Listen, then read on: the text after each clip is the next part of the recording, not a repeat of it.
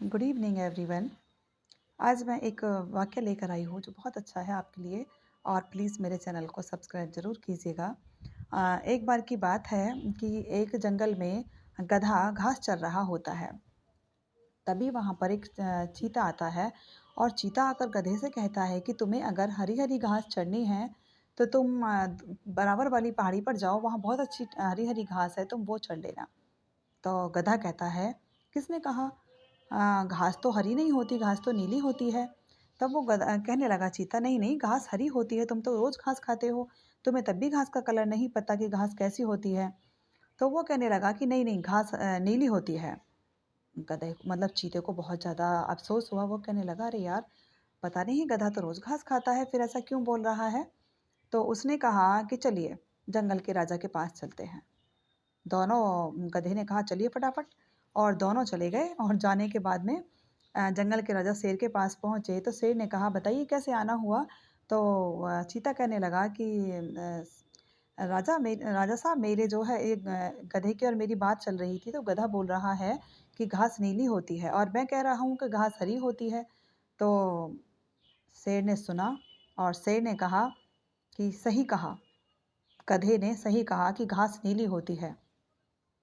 उन्होंने मंत्री से बोला कि गधे को छोड़ दिया जाए और चीते को कौड़े लगाए जाएं। अब चीता को ले जाया गया और गधे को छोड़ दिया। गधा मुस्कुराता हुआ वहाँ से चला गया। और जब चीते में कोड़े पड़े तो चीता कहने लगा कि मुंह लटकाए वो बैठा हुआ था, तो बोला कि राजा राजा साहब, आपको तो पता है ना कि घास हरी होती है, फिर आपने मुझे कोड़े क्यों लगाए?